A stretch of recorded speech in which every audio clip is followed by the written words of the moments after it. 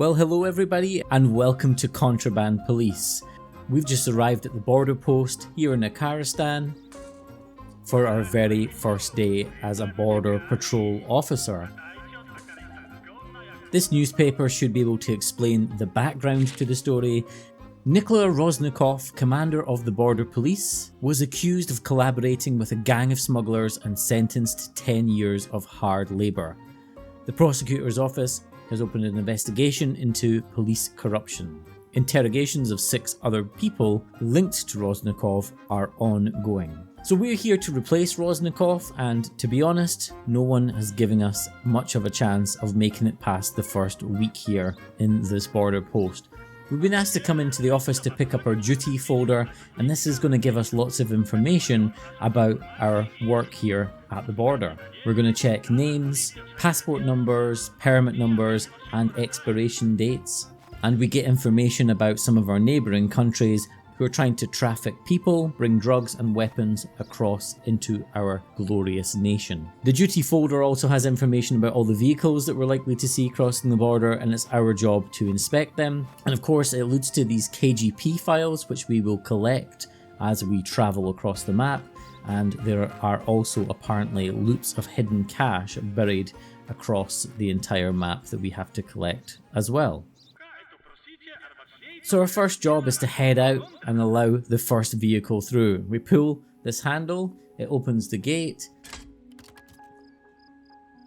and here is our first victim.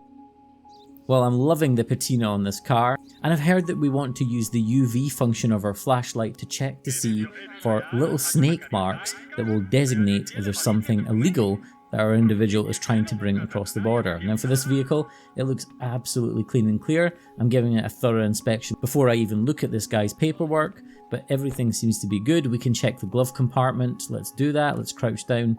That all looks good as well. So we've got no reason to believe that this gentleman is bringing anything untoward into the country. Everything looks good under the hood. So let's now go around and see who this guy is and ask for his paperwork. We've checked that his name matches, as does his picture, his passport number is a match, and his citizen ID is up to date, so we're going to approve him and let him cross the border. Now once he drives through, it's going to tell us if we've done a good job or not, if we've missed anything, and of course this is how we gain money. And there we go, a perfect inspection, so let's keep them all like that. Of course, if we make mistakes, then we're going to lose money quickly, and once we're out of cash, the game is over for us. Check out this cool little Fiat. Let's have a look at the driver. Does he look like he would be trustworthy? I don't know. Now I've went round the vehicle and I've checked everything, just checking the engine bay there. It all looks good. So, can we have your documents please, sir? So we have Ramil Ezenalev. The passport number is a mismatch. Oh, this is suspicious. The entry permit is valid. We're going to deny him on that. But sorry, Ramil, you are not coming across the border today. This isn't over yet. Well, we might see you back when you get your paperwork in check. Let's just check that he's turning around there. He is. He's not going to run us over. Not happy, but that's how it goes. And that was also another perfect score. Here's the next vehicle that we're going around. Something about this one seems kind of shady to me. I don't have a good feeling about this vehicle. I feel like this guy's hiding something, but I can't see anything with the vehicle at all, so maybe I'm just being overly suspicious. And we can bring up these little inspection reports at the side, and anything that mismatches we can check off. The name is a match, it's Samir. The passport number matches, and his entry permit is also valid. His reason for entering is to visit. I can't find anything on this guy, so we're going to approve him and hope that we have not missed anything out. Let's bring the next one in, as we get told that was a valid inspection. Look at this thing. This thing doesn't know if it's an off-roader or a car. I have a strange vibe about this one as well. I feel like the guy is hiding something. He had a little bit of an attitude when I asked him to step out the vehicle, and I'm just a little suspicious over this one. Let's pop the bonnet and see if there's anything under there. Doesn't seem to be. Let's get his papers and see what's happening. So the photo seems to check out. The name is a match as well. I just have a weird feeling about this one. Passport number is a match. But his entry permit is not. So I couldn't find anything with the car, so we'll make sure that the expiration date on his entry permit is checked and we'll deny him entry into our glorious nation. Sorry buddy, not today. You might want to put some lights on though, buddy. Okay, never mind. And I had him waiting around for so long there when I checked his paperwork, and it's now got completely dark and it's probably time for me to finish my shift. And we've been asked to come to our apartment for a rest, and I didn't realise it was this dingy old caravan. This is our quarters. They are not the best at all. Let's shut the door to keep the wild animals out. And we don't even have a bathroom in here. We've got a jar of pickles and not much else at all. And this is our bed. So let's go to sleep. So the purpose of sleeping is to increase our levels of perception to help our document comparison process take place more effectively and happen more quickly. But day one was a success. Just when you think you're going to take all the money that you've earned home, there are of course our property maintenance charges, believe it or not, for a caravan, and also other costs. Just like in real life, taxes can't be avoided. So day two, I feel like I know what we're doing a little bit better, and what they're telling me here is that we are now looking out for particular people of interest that we are wanting to stop. So we've been asked to head over to the board to check out the information for that. All we really know is that smuggler number 2 is 49 years old and smuggler number 1 has registration number 7JX. That's all we've got to work on, so we're going to be vigilant and watch out for that. And sure enough, check out the number plate. That is one of the guys we're looking for. So what I'm going to do first of all, before I get him out of the car and make an arrest, I'm going to go around and just check the vehicle, make sure that everything looks okay, because I have no idea why this is a person of interest. Are they dangerous? Do they have weapons on them? Are they likely to escape? Oh, this is weird. This is not opening. This normally opens on the car, so what does that mean? This is very interesting. Okay, I'm not going to stand in front of the car for too long, for obvious reasons. I'm going to ask for his documents and let's check them out. Now, because this is a person of interest, I am going to assume that all of his information is going to match up perfectly, because of course it would. He says he's in here for tourism, but we know he is not here for any good reasons at all. So what do we do with him? Well, we're going to leave him standing there, and we're going to... here we go. As soon as I open the back door of the car, turn the UV light on, we can see the snake logo, and this is what we're looking for when we're searching for illegal cargo. They're going to be in places like the headliner, fuel tank, air filter, bumper, fender, and tires. So here's something that we have to deal with. Now, we don't have any tools at the moment, but I've been asked to come over here to get this really cool looking knife. And we are going to try to cut the fabric of the seat open, and there we go. We've exposed a whole lot of illegal drugs. Now, I've checked the rest of the car over quite thoroughly. I've checked the headliner, looked in every little nook and cranny, and I can't find anything at all here.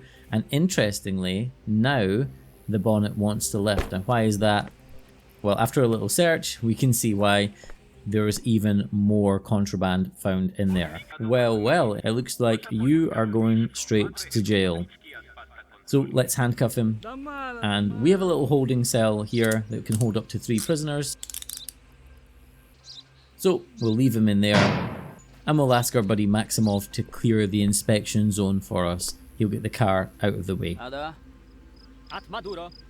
Now shortly after, we've been asked to come over to this table, and we're given a crowbar, a fire axe, and a pitchfork.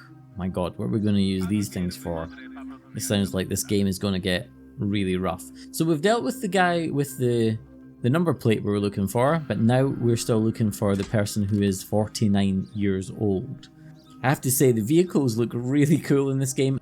Of course the year is 1981, but I don't know if anywhere was this rough looking in 1981. Was it really that bad back then? Now, we're heading into the back of the van, which is probably a bad idea on second thoughts because this guy can just drive straight off with me in the back. So let's hop out. It looks good in there. And let's just inspect all the tires, the wheels, all the outside panels of the vehicle. The glove compartment looks fine. Where's the engine? It must be in this compartment right here. It must be under this door. And that looks good as well. I think that all checks out. This vehicle looks completely fine, so as long as this man's paperwork is in check, then he is going to get across the border. Look at that innocent little face. He would not be lying to us. However, he's asking, is this completely necessary? And he has a little bit of an attitude on him. And his beard, of course, on the photo is a different colour, for starters. His name doesn't match. His entry permit says Hakik. And his passport says Hakim. His passport number matches. And his entry permit also does not match. So not a hardened criminal, not trying to smuggle anything in as far as I can tell, but we're denying him entry. And for his attitude, let's show him this knife blade just to make sure that he complies with what we're asking for. We'll turn him around and then we'll be on to the next one. Now, I love this vehicle. This one is absolutely perfect. It's not the wreck that most vehicles are. And I'm a little suspicious, and I'm just going to remind myself, yeah, it's age 49. So could this guy here be 49 years old? Well, very possibly. He definitely looks like a serial killer. So let's check his documents. His name matches up. His passport number is okay. And doing quick maths, he's only 40 years old, so he's not our suspect. His paperwork looks really good. His vehicle looks absolutely perfect as well. I can't think of a reason to deny him entry, to be honest. So we're going to approve him and let Lane cross over the border. Another perfect inspection. It's getting kind of dark, so let's bring the, looks like the last vehicle in line through here. This looks like quite a nice tidy vehicle as well. And straight away with the UV light, we've spotted what we're looking for. So this guy has got something hidden in the tires or in the wheels there, so I don't want to make a big deal about it, so let's just walk around the vehicle, pretend we haven't seen that, and see if we can spot anything else. Without getting him out the car, I think it looks okay. Again, I don't want to stand in front of the vehicle because I think there's scope there to be run over, but underneath there looks fine. And yeah, this guy looks super shady and really suspicious. What are you hiding, buddy? I'm not sure of the order to do things in, so I'm going to ask him to step out of the vehicle. And do we arrest him straight away, or do we check his paperwork? Let's check his paperwork.